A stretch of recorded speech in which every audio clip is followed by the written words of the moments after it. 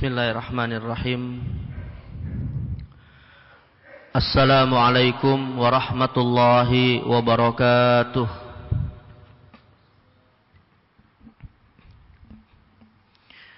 Alhamdulillahi rabbil alamin. Wal aqibatu lil muttaqin fala udwana illa 'alal zalimin. Wassalatu wassalamu ala man ba'athahu rahmatan lil alamin. Sayyidina wa habibina wa qurrati a'yunina wa imamina wa qaidina wa syafi'ina wa maulana Muhammadin wa ala alihi wa sahabatihi wa man sara ala nahjih wastanna bi sunnatihi wa iqtafa atharahu ila yaumiddin, amma ba'd. Hadirin jamaah sekalian yang dimuliakan Allah Subhanahu wa taala, alhamdulillah kita senantiasa bersyukur pada Allah Azza wa Jal. Pada kesempatan di siang hari ini kembali diberikan oleh Allah kemudahan untuk bisa kita sama-sama hadir melaksanakan kewajiban salat zuhur berjamaah. Tentu dengan harapan mudah-mudahan setiap detik ibadah yang kita lakukan senantiasa kelak di yaumil qiyamah akan memberikan kesaksian yang baik di hadapan Allah Subhanahu wa taala. Untuk kita berharap layak mendapatkan ridhonya dan mudah-mudahan Allah berkenan memasukkan kita sebagai ahli jannahnya. Amin ya rabbal alamin. Sahabat salam juga mari kita sampaikan pada Sayyidil Mursalin wa khatamin nabiyyin wa imamil muttaqin Nabiyuna Muhammad sallallahu alaihi wasallam, sosok yang terbaik dalam keteladanan kehidupan kita yang fana ini. Tentu kita selalu juga berharap mudah-mudahan bisa mencontoh beliau dari setiap sendi kehidupannya demi kelak di yaumil qiyamah Allah pun berkenan mengumpulkan kita bersama beliau di Jannatil Firdaus. Baik jemaah sekalian yang dimuliakan Allah Azza wa Jal, pada kesempatan di siang hari ini seperti biasa di hari Senin pekan kedua ini kita akan kembali melanjutkan pembahasan seputar seri fikih keluarga atau yang disebut dengan Ahkamul Ahwal Asy-Syakhsiyah, di mana pada siang hari ini kita masih akan membahas tema seputar al-huquq wal wajibat baina a'dha'il usrah, atau hak dan kewajiban antara anggota keluarga, khususnya adalah terkait dengan hubungan antara suami dan istri, yang mana pada pertemuan yang lalu kita sudah membahas beberapa hal ya terkait dengan hak dan kewajiban antara suami dan istri, yang mana hak suami adalah kewajiban istri, demikian pula hak istri adalah kewajiban suami ya. Nah, di antara hak dan kewajiban suami atau istri tersebut yang sudah kita bahas jemaah sekalian pada pertemuan yang lalu adalah terkait dengan masalah hubungan seksual atau hubungan pasutri ya, atau yang disebut dalam bahasa Arab dengan istilah jima, atau juga disebut dengan wiqa dalam bahasa Arab, atau di dalam Al-Quran kadang juga disebutkan dengan kiasan-kiasan seperti persentuhan, misalnya al-lamas ya. Nah, jadi hari ini kita akan membahas tema yang mungkin agak sedikit tabu dibahas jemaah sekalian, khususnya yang belum nikah mungkin nanti dengarnya agak geli-geli gimana. Tapi kalau yang sudah nikah pasti insyaallah sudah mengamalkan ya. Tapi seperti pepatah mengatakan, Pak, malu bertanya sesat diranjang. Jadi kita hari ini akan membahas seputar hukum-hukum dan adab-adab terkait dengan hubungan intim suami dan istri ya. Walaupun ini pembahasannya agak tabu ya, tapi ini merupakan satu hal yang patut kita ketahui. Karena kenapa? Di dalamnya terdapat rambu-rambu syariat yang harus kita ketahui. Bahkan di antara rambu-rambu syariat tersebut, kalau kemudian dilanggar, potensinya bukan hanya muncul hubungan yang bermasalah antara suami dan istri, tapi juga bahkan berakibat kepada agama kita. Nah, karena itulah hari ini kita akan membahas hukum-hukum dan adab ya, bagaimana suami istri melakukan hubungan seksual, yang tentunya kita niatkan jemaah sekalian di dalam hubungan seksual antara suami istri itu adalah juga dalam rangka beribadah kepada Allah Subhanahu wa taala. Karena Nabi SAW pernah bersabda, "Wa fi but'i ahadikum shadaqah."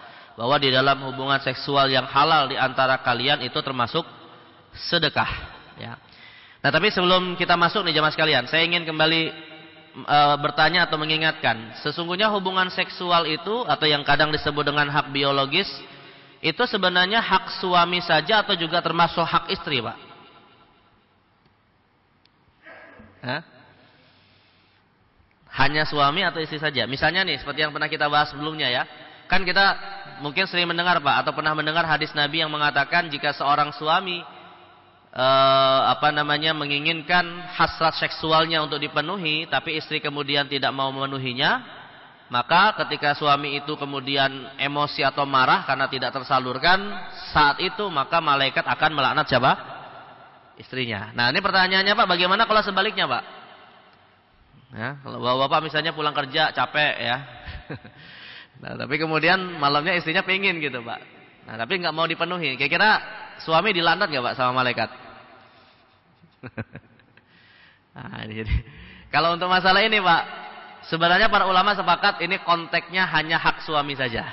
Artinya tidak sampai berlaku untuk tidak sampai berlaku untuk suami yang tidak memenuhi hasrat seksual istri. Hanya saja memang dari sisi hukumnya para ulama berbeda pendapat. Setelah mereka sepakat ya bahwa hubungan seksual itu adalah hak suami, itu sepakat. Ya. Tapi mereka berbeda pendapat untuk apakah itu juga adalah hak istri. Nah, kita sudah bahas pada pertemuan yang lalu secara global bahwa ada 3 pendapat. Pendapat yang pertama mengatakan bahwa itu bukan hak istri, dan ini pendapat mazhab Syafi'i. Di mana hukumnya hanya sebatas sunnah saja seorang suami memenuhi hak biologis ini. Pendapat yang kedua mengatakan itu juga hak istri, ya. Tapi pendapat yang kedua ini, Pak, membatasi kewajibannya hanya sekali saja seumur hidup. Untuk yang berikutnya itu dihitung sebagai sunnah saja. Nah, pendapat yang ketiga adalah mazhab Hambali. Nah, mazhab Hambali berpendapat bahwa ini merupakan hak istri dalam durasi waktu selama 4 bulan sekali. Nah, jadi artinya minimal 4 bulan sekali seorang suami itu memenuhi hasrat seksual dari seorang istri. Dasarnya adalah ketika Allah Subhanahu wa taala melarang seorang suami bersumpah untuk tidak menggauli istrinya, maka sumpah tersebut tidak boleh melewati batas 4 bulan. Ya, yang disebut di dalam Al-Qur'an dengan istilah ila. Allah berfirman, "Lilladzina yu'luna min nisaihim tarabbusu arba'ati ashhur." Dan seorang suami yang bersumpah tidak ingin menggauli istrinya diberikan durasi waktu untuk dia memegang sumpahnya itu selama 4 bulan. Kalau lewat 4 bulan dia tetap tidak mau menggauli istrinya, Pak, maka dia dikasih 2 pilihan. Membatalkan sumpahnya dengan membayar kafarat atau menjatuhkan satu talak. Nah, nanti terkait dengan persoalan ini mungkin akan kita bahas dalam bab, nanti ada khusus bab namanya bab perceraian yang disebut dengan al-ila. Nah, jadi maka berdasarkan ayat ini atau isyarat dari ayat ini, mazhab Hambali berpendapat bahwa hubungan seksual itu juga hak istri, tapi dalam durasi waktu selama 4 bulan sekali. Ya. Kira-kira pendapat mana yang mau diambil, Pak? Sunnah seumur hidup sekali, 4 bulan sekali, atau setiap malam? Kalau setiap malam nggak ada mazhabnya, Pak. Nah, jadi hanya 3 pendapat di awal tadi. Ya. Baik, nah ini untuk mengingatkan terkait dengan hukum asal sebagai hak ya di dalam hubungan suami istri. Nah, sekarang kita masuk jamaah sekalian kepada hukum melakukan hubungan seksual itu sendiri secara umum ya. Yang mana perlu kita ketahui ada kaidah di dalam ilmu fikih ya yang disebutkan oleh para ulama dalam kitab-kitab qawaid fiqhiyah seperti Al-Ashbah wan Nazair karya Imam As-Suyuti dan lainnya, bahwa al-aslu fil abdha at-tahrim. Nah, ini ada kaidah mengatakan, Pak, al-aslu fil abdha at-tahrim. Bahwa hukum asal melakukan hubungan seksual itu adalah haram. Ya. Hukum asal melakukan hubungan seksual itu adalah haram. Artinya menjadi halal ketika dilakukan setelah melalui proses akad nikah yang sah. Nah, jadi ini kaidah ini, Pak, menjadi pengecualian dari kaidah kaidah muamalat yang bersifat umum. Ya, yang mana ada kaidah dalam bab muamalat bahwa al-aslu fil muamalat al-ibahah.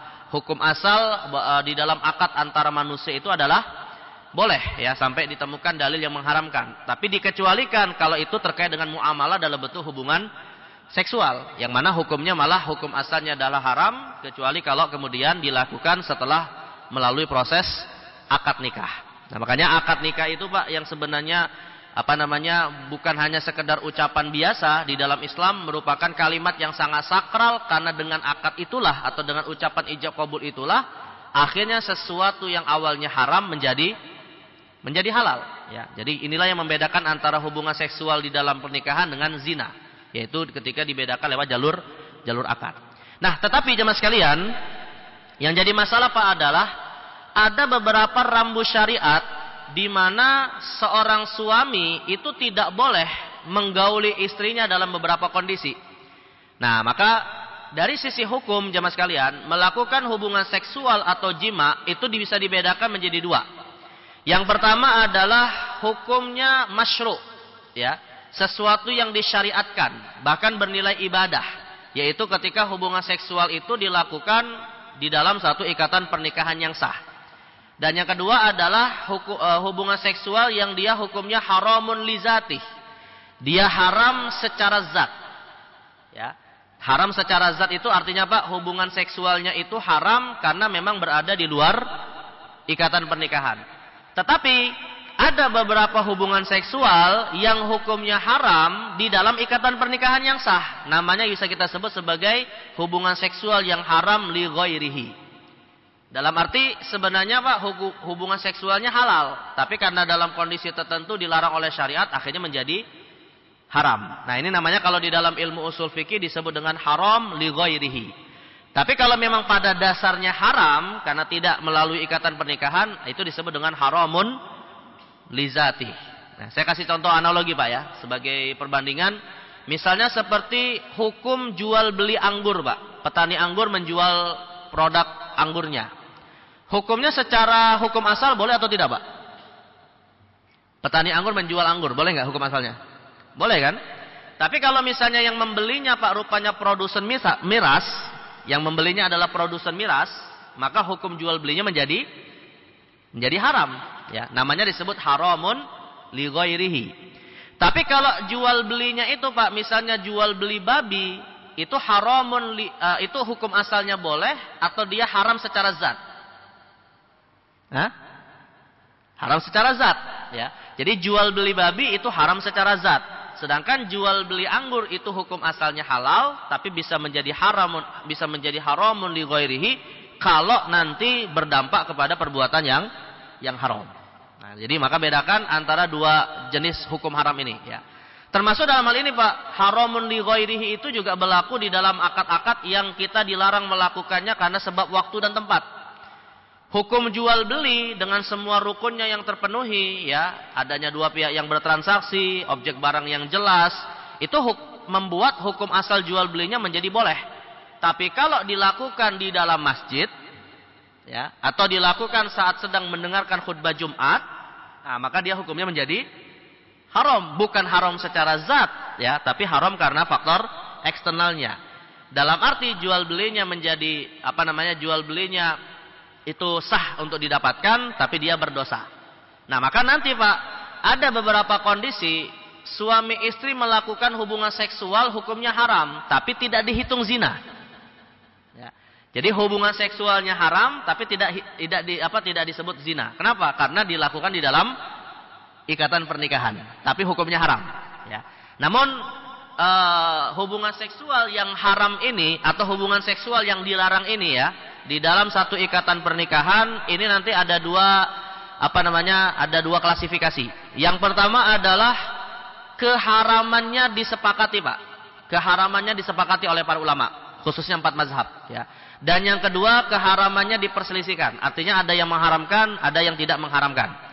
Nah, adapun hubungan seksual antara suami istri yang hukumnya haram dan disepakati para ulama, yang pertama adalah ketika istri digauli oleh suaminya dalam kondisi sedang haid atau nifas.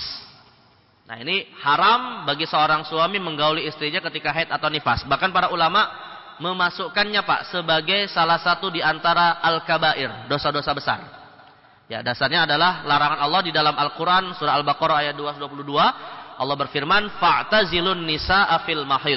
Ya, jauhilah istri-istrimu saat dalam kondisi haid. Maksudnya jauhi di sini adalah jangan melakukan hubungan seksual. Nah, Anas bin Malik Pak pernah bertanya kepada Nabi sallallahu alaihi wasallam, "Ya Rasulullah, sesungguhnya orang-orang Yahudi itu kalau istrinya sedang haid la yu'akiluha, mereka tidak ngajak makan bareng istri-istrinya ketika haid. Apakah hal tersebut juga berlaku di dalam syariat engkau wahai Rasulullah? Ya. Maka Nabi kemudian mengatakan, isna'u kulla syai'in illan nikah. Berbuatlah engkau dengan istrimu yang dalam kondisi haid itu kecuali melakukan nikah. Apa makna dari nikah di sini, Pak? Ya, berbuatlah engkau sesuka hatimu dengan istrimu yang sedang haid kecuali melakukan nikah. Berarti nikah di sini maknanya bagi kita, Pak? Hubungan seksual atau akad? Hah? Hubungan seksual. Nggak mungkin akad, Pak, karena sudah. Hah? Ya udah jadi istri, ngapain akad ulang gitu kan. Jadi kan kata Nabi, berbuatlah dengan istrimu kecuali nikah, maksudnya hubungan seksual. Dan para ulama membatasi yang dilarang ketika seorang istri dalam kondisi haid untuk dia dicumbu atau digauli oleh suaminya adalah ma baina surrah war rukbatain, antara pusar sampai ke lutut. Nah, jadi di luarnya silakan kita bercumbu dengan istri saat haid, tapi di dua tempat ini, bahkan sampai ketemunya dua kemaluan, ini termasuk dilarang dan bahkan dikategorikan kata para ulama termasuk kabair atau dosa besar. Nah, tetapi jemaah sekalian, setelah para ulama sepakat, Pak, bahwa melakukan hubungan seksual ketika istri dalam kondisi haid atau nifas itu termasuk dosa besar dan wajib bertaubat, para ulama kemudian berbeda pendapat. Apakah taubatnya juga harus dibuktikan dengan melakukan kafarat, yaitu dengan cara bersedekah. Nah, dalam masalah ini para ulama berbeda pendapat, di mana dalam mazhab Syafi'i hukum kafarat karena menggauli istri ketika haid itu sunnah.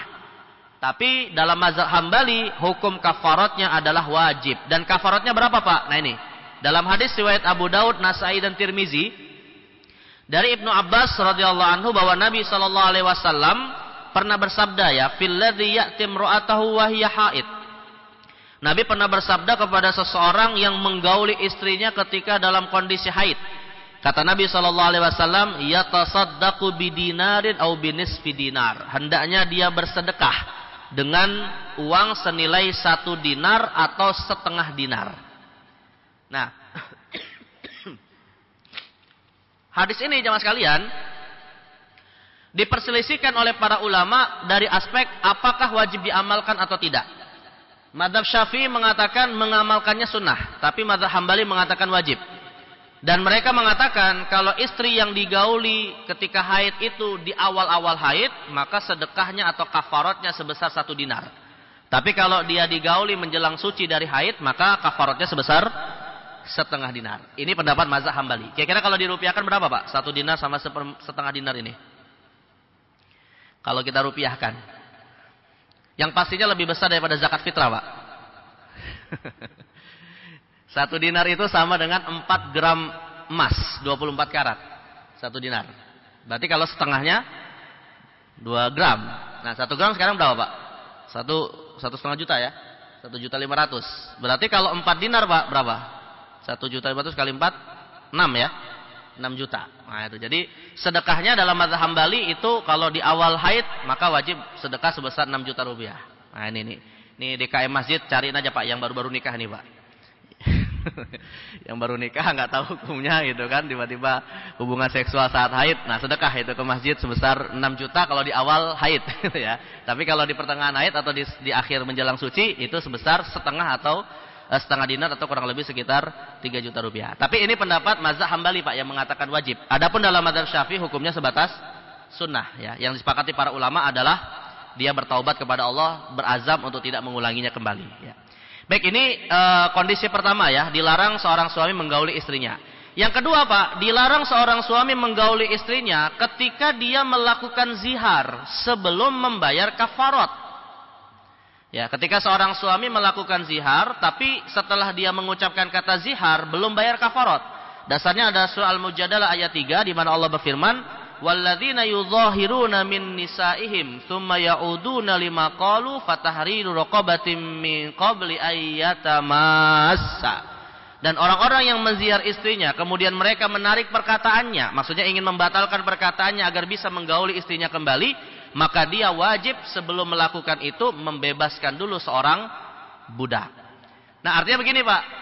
zihar itu adalah ucapan yang punya konsekuensi hukum, di mana bisa menyebabkan dia tidak boleh menggauli istrinya sampai dia membayar kafarat. Nah, zihar itu sendiri bagaimana Pak gambarannya? Jadi zihar itu Pak adalah ucapan seorang suami yang tujuannya ingin menyamakan istrinya dengan mahramnya yang tidak boleh dia gauli. Ya, misalnya ada seorang laki-laki mengatakan bahwa dirimu seperti ibuku yang haram aku gauli. Nah, maka ucapan ini disebut dengan zihar. Nah, dahulunya Pak, orang-orang Arab jahiliyah melakukan zihar itu dengan mengatakan punggungmu seperti punggung ibuku. Ya, punggungmu seperti punggung ibuku. Dhahruki ka dhahri ummi. Punggungmu seperti punggung ibuku. Nah, dari kata dhahrun itulah Pak akhirnya diambil kalimat atau diambil menjadi kata zihar. Ya. Nah, tapi para ulama kemudian meluaskan, intinya bukan hanya menyamakan dengan punggung saja, ya. Intinya adalah ketika seorang suami ingin mengharamkan istrinya agar tidak digauli karena disamakan dengan mahramnya seperti ibu kandungnya ataupun dengan siapapun dari mahramnya, maka ini masuk kategori zihar. Nah, tapi pertanyaannya begini Pak, kira-kira kalau ucapan-ucapan yang ada di masyarakat kita ya, misalnya seperti seorang suami manggil istrinya dengan Ummi misalnya Pak. Atau misalnya anaknya Muhammad, dipanggil Bunda Muhammad misalnya. Padahal itu istrinya Pak, dipanggil Bunda gitu ya. Istrinya dipanggil Ummi. Itu masuk kategori zihar atau tidak Pak? Atau seorang suami Pak yang memuji sesuatu yang dilakukan oleh istrinya. Oh, masakanmu enak seperti masakan ibuku. Itu masuk kategori zihar nggak? Kira-kira. Nah, jawabannya tergantung indikatornya Pak.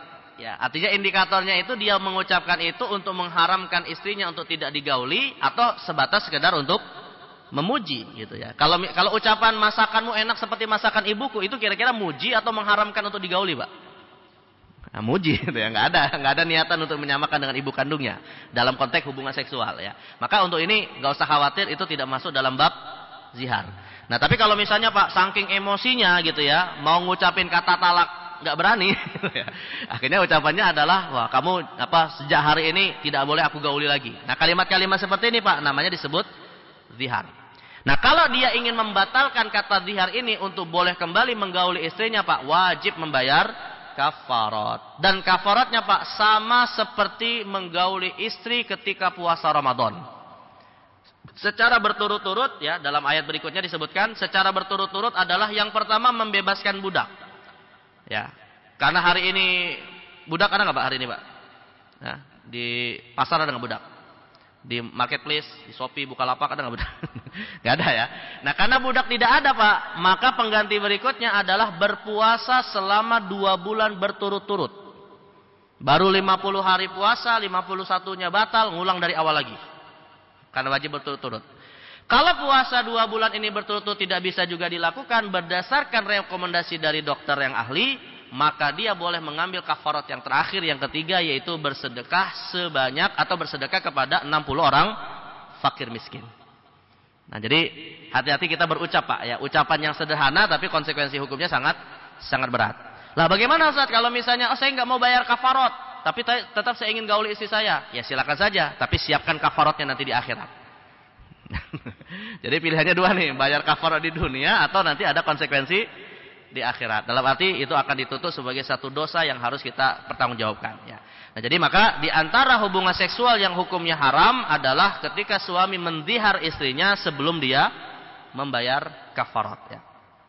Baik, kemudian yang ketiga jemaah sekalian, tidak boleh menggauli istri ketika istri sedang puasa Ramadan ya, atau sedang melakukan i'tikaf atau sedang dalam kondisi ihram haji dan umrah. Nah, dasarnya adalah kalau untuk i'tikaf Allah berfirman wala tubashiruhunna wa antum aakifuna fil masajid, dan janganlah kalian menggauli mereka sedangkan kalian sedang beriktikaf di masjid, atau suaminya yang beriktikaf ya, tidak mesti istrinya. Intinya salah satunya sedang beriktikaf atau sedang puasa Ramadan, maka tidak boleh digauli. Tapi yang menjadi pertanyaan begini Pak, ini dulu saya agak confused Pak, agak bingung dengan memahami ayat ini Pak. Allah katakan jangan gauli mereka ketika engkau sedang iktikaf. Logikanya Pak, mungkin nggak ada orang iktikaf menggauli istrinya Pak? Iktikaf di mana Pak iktikaf? Di masjid kan? Mungkin nggak di masjid ada orang melakukan hubungan seksual? Atau misalnya di ruangan DKM misalnya Pak? Atau kalau dulu sempat viral di KPK itu, di rutan KPK ada istilah bilik asmara. Mungkin nggak di masjid ada bilik asmara gitu. Nah, di situ berhubungan seksual gitu ya. Nah, akhirnya Pak, rupanya pemahamannya tidak letelek seperti itu. Ya, jadi yang dimaksud dengan tidak boleh menggauli istri ketika kita sedang iktikaf, itu maksudnya adalah kita masih dalam kondisi iktikaf. Tapi kita keluar dari masjid menuju rumah karena suatu hajat, yang hajat itu tidak membatalkan iktikaf. Ya, misalnya gini Pak, kita sedang iktikaf di bulan Ramadan gitu ya. Lalu kemudian kita mau buang hajat Pak, sedang iktikaf kita mau buang hajat, buang air besar misalnya. Pas mau buang hajat di toilet masjid, airnya macet. Akhirnya ujung-ujungnya kita harus apa? Pulang ke rumah, ya kan? Nah, pas kita keluar dari masjid Pak, menuju rumah ingin buang hajat, itu masih berstatus sebagai mu'takif tidak? Batal nggak iktikaf kita? Nggak batal. Kenapa kita iktikafnya nggak batal? Karena keluar masjidnya ada hajat. Jadi niat iktikafnya masih berlaku. Nah, disitulah ketika kita kemudian sampai ke rumah, melihat istri kemudian muncul syahwat. Nah, disitu Allah mengingatkan, wala tubashiruhunna wa antum akifuna fil masajid. Janganlah engkau menggauli mereka sedang engkau sedang beriktikaf. Ya, walaupun itu bukan di dalam masjid. Ya, karena logikanya nggak mungkin kita iktikaf lalu berhubungan seksual di masjid. Ya. Nah, ini jadi dilarang. Artinya kalau kita ingin menggauli istri kita Pak, ya batalkan dulu niat iktikafnya. Nah, baru kemudian melakukan hubungan seksual. Nah, begitu juga dengan ihram ya. Allah berfirman, "Faman farada fihinnal hajja wala fala rafatha wala fusuqa wala jidala fil hajj." Ya, barang siapa yang melakukan ibadah haji, janganlah dia berkata rafas. Nah, berkata rafas ini salah satu maknanya adalah melakukan hubungan seksual ya. Makanya termasuk yang membatalkan haji dan umroh, melakukan hubungan seksual ketika masih dalam kondisi ihram ya. Bukan pakai baju ihram Pak ya, dalam kondisi ihram. Nah, karena bisa jadi kita sudah selesai ihramnya Pak, tapi masih pakai baju ihram gitu kan. Apalagi pas lagi pakai baju ihram Pak, langsung buka selesai. Yang pakai baju ihram kan nggak pakai celana dalam atau apa gitu ya. Makanya pernah ada yang nanya gitu, Ustaz, kalau misalnya sudah tahallul, udah potong rambut ini Pak. Ya kan, kita udah misalnya umroh gitu Pak. Umroh itu kan cuman tawaf, lalu kemudian sa'i, ya ihram, tawaf, sa'i gitu kan. Lalu kemudian tahallul. Nah, setelah tahallul Pak, potong rambut, selesai kan haji umrohnya kan? Nah, masih pakai baju ihram, yang namanya pakai baju ihram itu bagi laki-laki Pak. Kan dia nggak pakai apa-apa di setelah ini ya kan. Langsung ke hotel ngajak istrinya hubungan seksual. Padahal masih pakai baju ihram. Nah, itu berdosa nggak kira-kira Pak? Hah? Nggak berdosa. Kenapa? Karena tahallulnya itu menjadi dasar dia sudah selesai ihramnya. Jadi bukan pakai baju ihramnya gitu ya, tapi adalah selesai. Ada batasnya itu dari sejak ihram di miqat sampai tahallul mencukur rambut setelah melakukan ritual umrah atau haji ya. Baik, ini yang ketiga yang disepakati. Yang keempat jemaah sekalian adalah melakukan hubungan seksual dengan istri melalui dubur. Nah, ini termasuk dosa besar. Dalam hadis riwayat Imam Tirmizi, Nabi SAW bersabda, "Man ata haidon aw imra'atan fi duburiha aw kahinan faqad kafara bima unzila ala Muhammadin sallallahu alaihi wasallam." Kata Nabi, barang siapa mendatangi istrinya yang sedang haid, maksudnya menggauli istrinya ketika sedang haid, atau menggauli istrinya melalui duburnya, atau ya menjadi dukun, artinya meramal nasib seseorang, maka dia sesungguhnya telah kufur terhadap apa yang diturunkan kepada Nabi Muhammad sallallahu alaihi wasallam. Tapi kata para ulama Pak, maksud dari kufurnya hadis di dalam hadis ini adalah bukan kufur dalam arti dia murtad keluar dari Islam.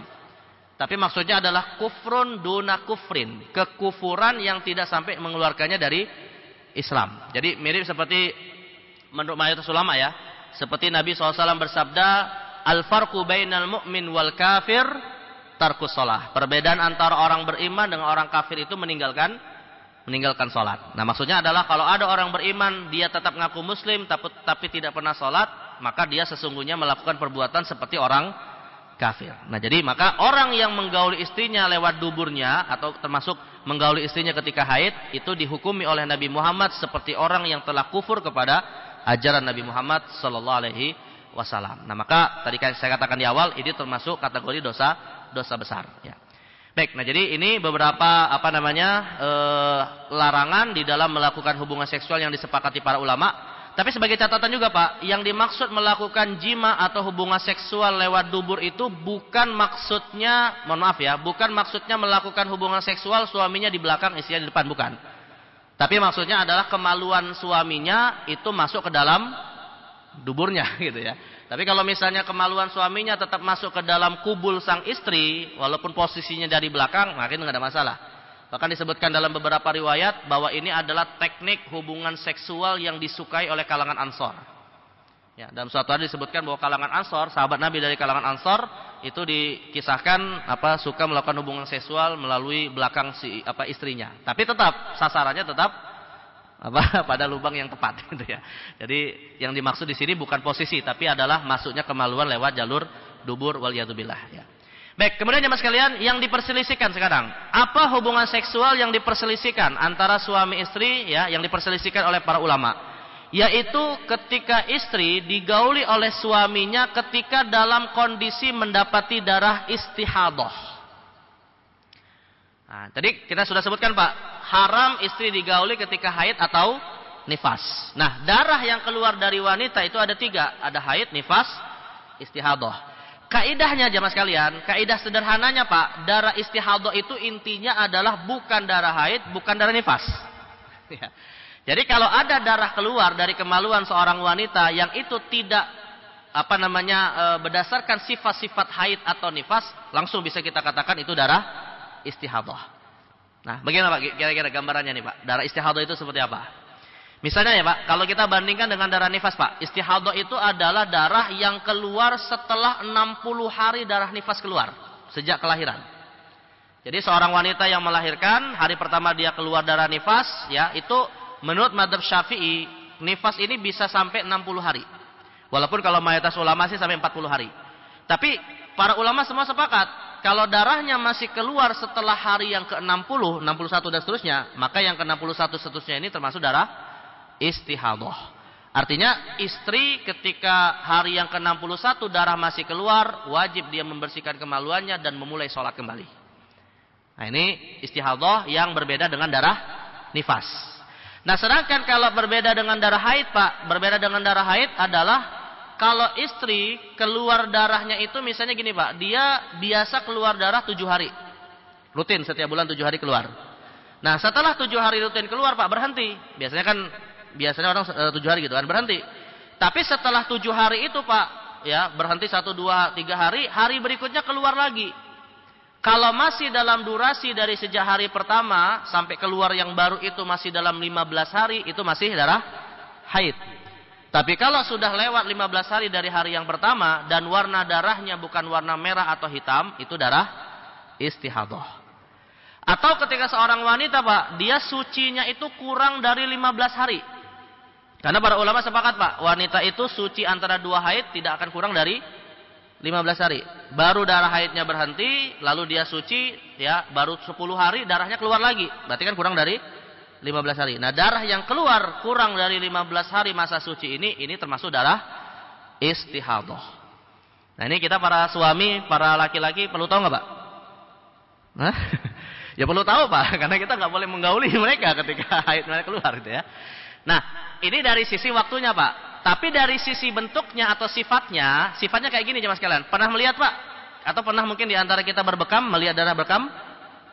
Nah, darah bekam itu kan Pak, kalau kita lihat dia darahnya apa?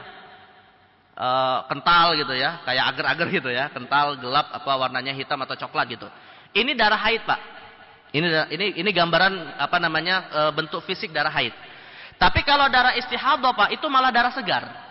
Ya, jadi seperti kita misalnya luka, lalu keluar darah dari tubuh kita Pak, nah itu darah istihadah. Karena pada dasarnya Pak, seorang wanita yang mengeluarkan darah haid menunjukkan dia sehat. Sebab kotoran tubuhnya itu dikeluarkan lewat darah haid. Tapi seorang wanita yang malah mengeluarkan darah istihadah menunjukkan dia malah sakit. Karena membuang cuma-cuma darah yang dia butuhkan. Ya. Nah disinilah perbedaan darah istihadah dan darah haid. Nah di samping itu Pak, darah istihadah tidak ada batasan waktu maksimal. Selama sakitnya masih ada pada seorang wanita, bisa jadi bertahun-tahun dia keluar darah istihadah. Kalau darah haid dan nifas ada batasan maksimal. Ya, tadi saya katakan 15 hari atau 60 hari.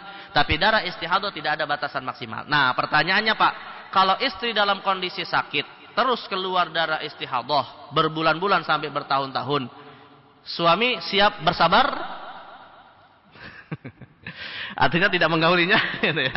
Nah, disinilah ulama kita berbeda pendapat. Apakah boleh seorang suami menggauli istrinya ketika keluar darah istihadhah? Ada dua pendapat. Mayoritas ulama Pak mengatakan boleh. Mayoritas ulama mengatakan boleh, tapi tetap ya dengan cara yang lembut karena istri sedang dalam kondisi sakit ya. Nah, dasar mereka adalah hadis dari Hamna binti Jahsh, di mana Hamna binti Jahsh ini pernah bercerita annaha kanat mustahadhah wa kana zaujuha yujami'uha. Bahwa Hamnah ini dahulunya Pak pernah mendapati istihadhah dan suaminya yang bernama Thalha bin Ubaidillah kemudian tetap menggaulinya. Artinya perbuatan sahabat ini Pak yang diceritakan lalu tidak ada yang mengingkari, menunjukkan bahwa hukumnya boleh ya. Tapi ada satu riwayat yang dipakai oleh mazhab Hambali dari Sayyidah Aisyah bahwa tidak boleh digauli istri yang sedang istihadhah, yaitu hadis al-mustahadhatu la yaghshaha zaujuha. Wanita yang istihadhah hendaknya tidak digauli oleh suaminya. Nah, ini hadis yang kedua ini diambil oleh mazhab Hambali yang mengatakan bahwa istihadhah pun termasuk kondisi yang haram bagi suami menggauli istrinya ya. Tapi dari dua hadis ini Pak, atau dari dua pendapat ini sebenarnya sih sebaiknya dihindari. Sebaiknya dihindari, apalagi istri dalam kondisi sakit gitu. Tapi seandainya memang tidak bisa menahan syahwatnya ya silakan mengikuti pendapat mayoritas ulama. Atau apa Pak solusinya Pak? Hah? Solusinya apa Pak? Saya dengar-dengar nikah lagi, nah betul Pak. Ya, kalau mau nikah lagi ya silakan aja gitu ya. Karena memang ya di satu sisi Pak sebenarnya poligami yang dibolehkan juga adalah kalau istri dalam kondisi sakit yang tidak bisa kemudian memenuhi hak suaminya gitu. Tapi kalau suaminya ingin bersabar, insya Allah di situ terdapat pahala yang besar ya. Baik, ini dari aspek haramnya hubungan seksual antara suami istri dalam ikatan pernikahan. Nah, berikutnya Pak ya, keharamannya ini sifatnya zat, artinya di luar pernikahan. Tetapi keharaman hubungan seksual yang dia di luar pernikahan ini Pak, bisa kita klasifikasikan menjadi dua. Yang pertama adalah bisa jadi dia haram dan kemudian mungkin mereka bisa menikah. Ya. Dan yang kedua haram tapi tidak bisa mungkin menikah. Ya. Kalau yang haram dan bisa menikah adalah jika terjadi perbuatan zina, tentunya kemudian setelah berzina mereka tidak punya hubungan mahram. Maka setelah berzina mereka bisa menikah. Semua ulama sebenarnya sepakat Pak. Semua ulama sebenarnya sepakat ya bahwa kalau perzinahan itu kemudian setelah berzina mereka menikah, nikahnya sah. Yang diperselisihkan oleh para ulama yang sudah pernah kita bahas Pak adalah setelah berzina ketahuan wanitanya hamil. Nah, ini yang diperselisihkan oleh para ulama.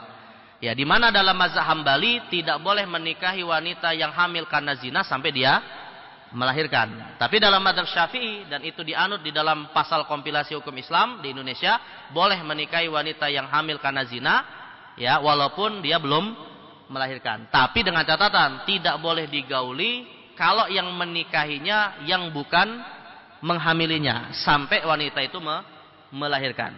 Tapi kalau kemudian yang menggaulinya adalah yang menghamilinya, ini terlepas kita tidak bicara dalam konteks zina hukumnya dosa besar Pak ya. Jadi kita bicara hukum menikah, maka kalau yang menikahinya adalah yang menghamili, boleh dia digauli dan boleh dinikahi sebelum melahirkan. Nah, ini bisa dibaca di dalam sebagian pasal dari kompilasi hukum Islam.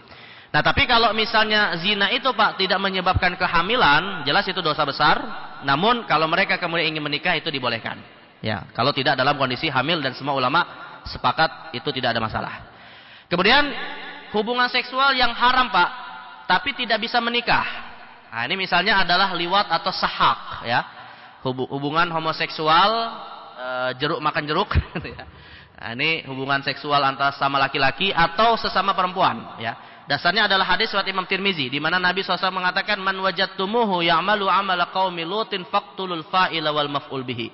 Ini hukum Islam keras sekali Pak di dalam masalah penyimpangan seksual ini ya. Kata Nabi, siapapun yang mendapati orang melakukan perbuatan kaum Lut, yaitu homoseksual atau lesbian, maka bunuhlah pelaku dan objeknya. Tapi bukan main hakim sendiri Pak kalau dalam hukum Islam, dibawa ke pengadilan. Nah, masalahnya di negeri kita nggak ada aturan itu ya sudah, tinggal mereka taubat dan mudah-mudahan diampuni dosanya. Kemudian yang kedua Pak, ya melakukan hubungan seksual dengan hewan. Ya.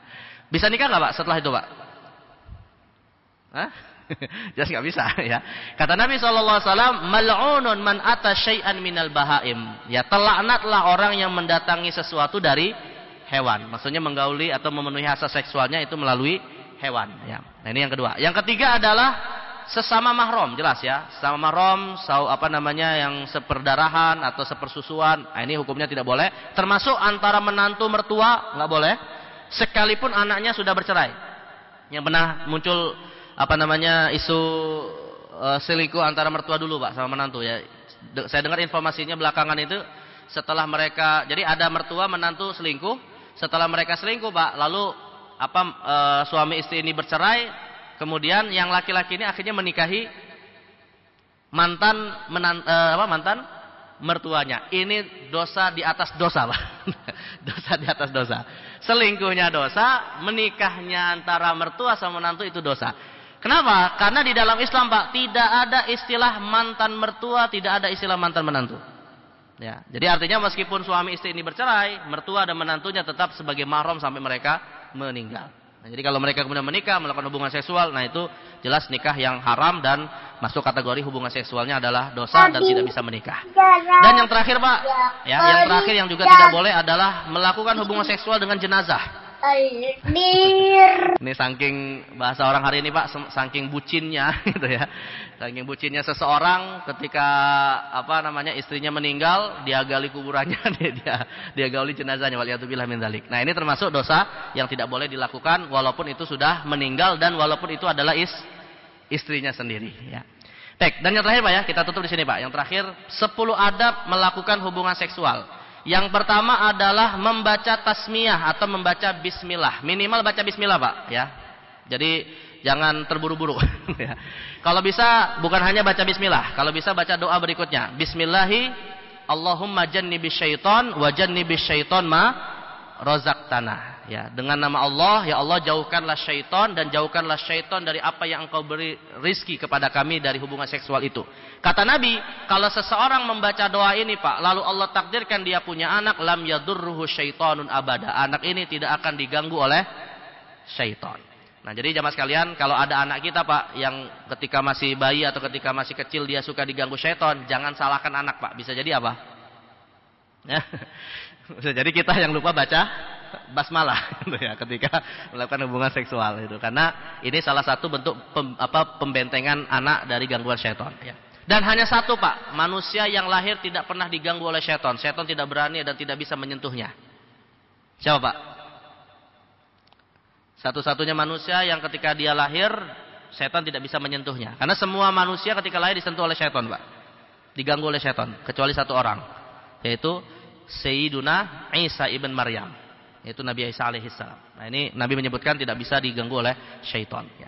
Baik, kemudian yang kedua Pak ya, para ulama menganjurkan tidak menghadap atau membelakangi kiblat ya. Tapi ini saya tidak menemukan dalil secara spesifik, disebutkan dalam beberapa kitab fikih dianjurkan tidak menghadap atau membelakangi kiblat. Tapi kalau menghadap atau membelakangi ya silakan saja ya. Ini sifatnya hanya sebatas anjuran saja. Yang ketiga adalah ya, dianjurkan bercumbu terlebih dahulu, tidak langsung kemudian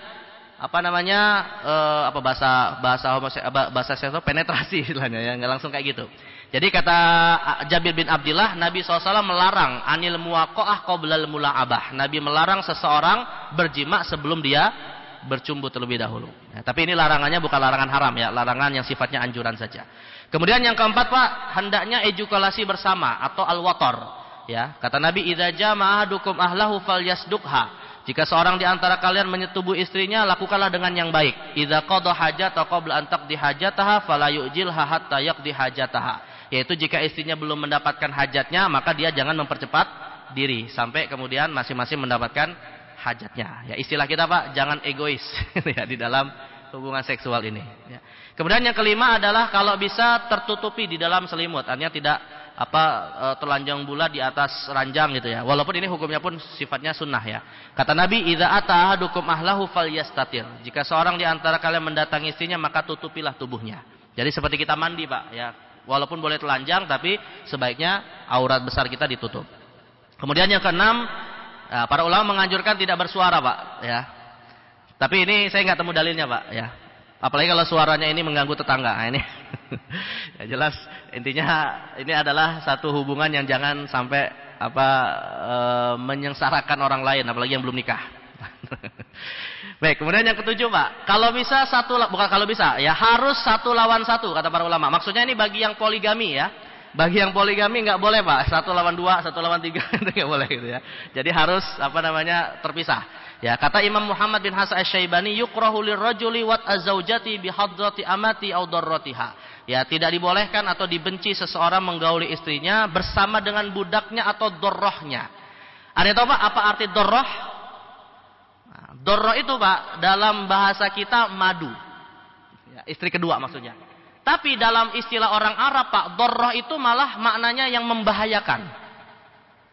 Dalam arti Pak, ya, di dalam istilah orang Indonesia, istri kedua itu lebih halus penyebutannya daripada orang Arab. Kalau kita menyebut istri kedua itu madu, kalau mereka menyebutnya sebagai dorroh, yang membahayakan istri pertamanya.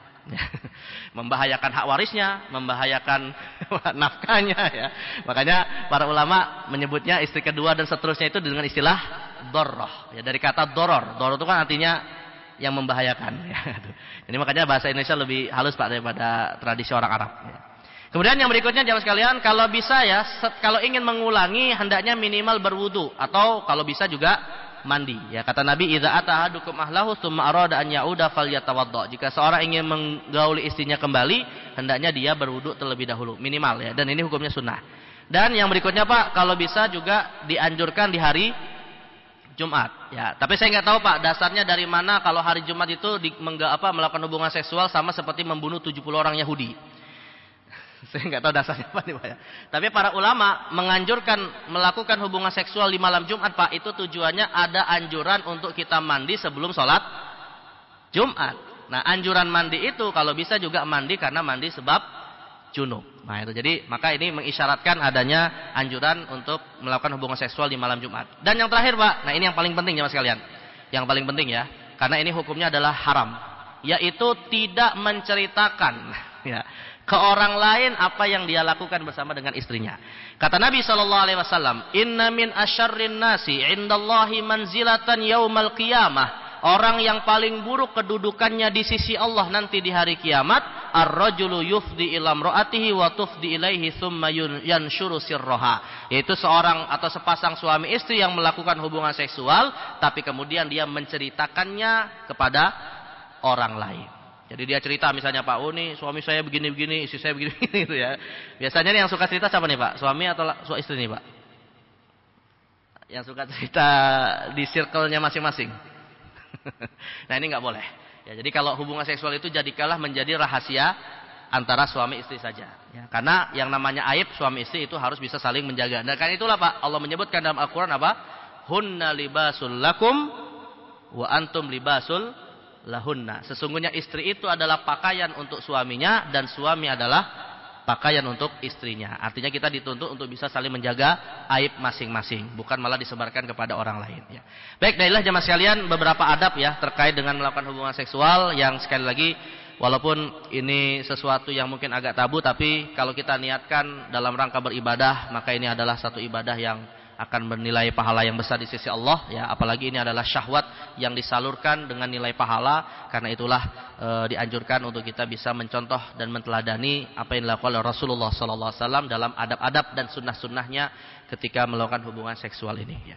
Baik, mungkin yang bisa saya sampaikan jemaah sekalian, mudah-mudahan bermanfaat. Ada yang mau bertanya Pak? Cukup? Ya, silakan.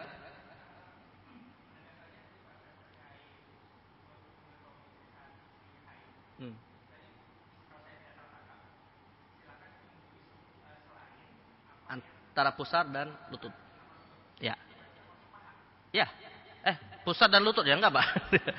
Paha di mana paha posisinya, Pak? Nah, paha di mana? Ya, di antara itu. Termasuk tidak boleh di paha. Termasuk tidak boleh di paha. Betis boleh enggak apa-apa, Pak? Kenapa, Pak? Ini sebenarnya gini ya. Pada dasarnya kan yang dilarang itu sebenarnya adalah kemaluan ya. Tapi kenapa para ulama kemudian membatasi antara pusar dan dan lutut ya? Itu mirip seperti syubhat Pak.